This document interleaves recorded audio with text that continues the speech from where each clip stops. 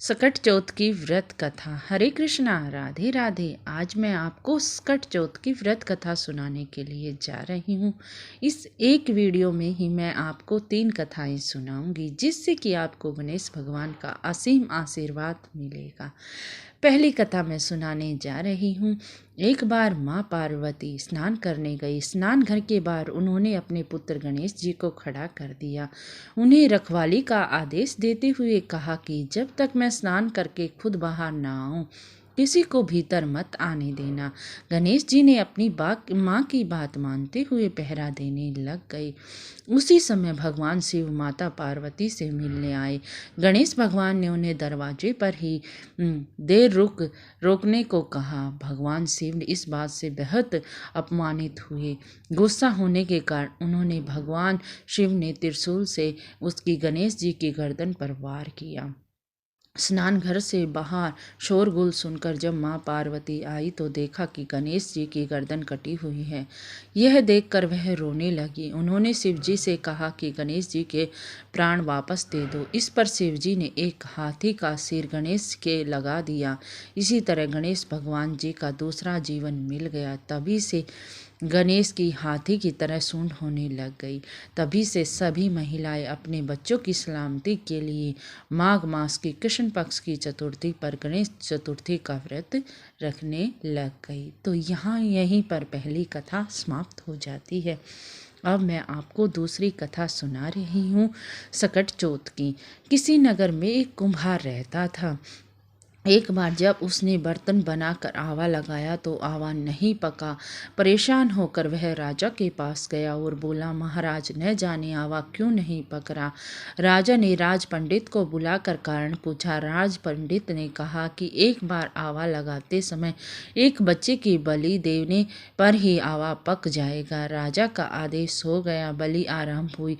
जिस परिवार की बारी होती वह परिवार अपने एक बच्चे को बलि के लिए भेज देता। इसी तरह कुछ दिनों बाद एक बुढ़िया माई के लड़के की बारी आई। बुढ़िया माई का एक ही लड़का था, उसके जीवन का सहारा, पर राजा की आज्ञा से कुछ नहीं कर सकती थी। बुढ़िया माई दुखी बुढ़िया माई सोचने लगी, मेरा एक ही बेटा है, वह भी संकट में है।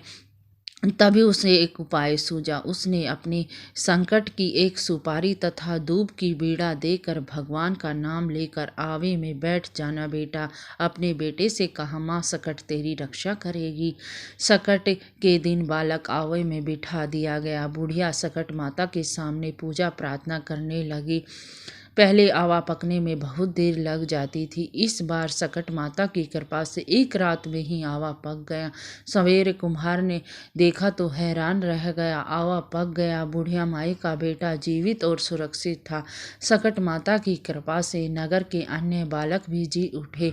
यह देखकर नगर वासियों ने माता सकट की महिमा स्वीकार कर ली। तब से आज तक सकट माता की पूजा और व्रत का विधान चला आ रहा है। बोलो सकट माता की जय, बोलो सकट चौथ की जय हो। अब मैं आपको तीसरी कहानी सुनाना चाहती हूँ।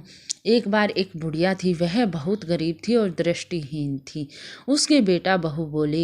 वह बुढ़िया सदैव गणेश पूजा किया करती थी। एक दिन गणेश जी प्रकट हुए और उस बुढ़िया माई से बोले, बुढ़िया माई, माँ क्या मांगना है मांग ले। बुढ़िया माई बोली, मुझे तो मांगना ही नहीं आता, कैसे मांगो और क्या मांगो। तब गणेश भगवान जी बोले, अपने बेटे बहू से पूछकर मांग ले। तब बुढ़िया माई ने अपने बेटे से कहा, गणेश जी कहते हैं तू कुछ मांग ले, क्या मांगू। पुत्र ने कहा, माँ तू धन मांग ले। बहू से पूछा तो बहू बोली, नाती मांग ले। तब बुढ़िया माई ने सोच किया, सब अपने अपने मतलब की बात कर रहे हैं। अतः उस बुढ़िया ने पड़ोसन से पूछा तो उन्होंने कहा, बुढ़िया माई तू थोड़े दिन ही जी पाएगी।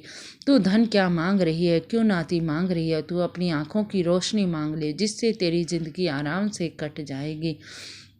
इस पर बुढ़िया माई बोली, यदि आप प्रसन्न हो तो मुझे 9 करोड़ की माया दो, निरोगी काया दो, अमर सुहाग दो, आंखों की रोशनी दो, नाते दो, पोता दो और सब परिवार का सुख दो, अंत में मोक्ष दो। यह सुनकर गणेश जी बोले, बुढ़िया माई तूने तो मुझे ठग लिया।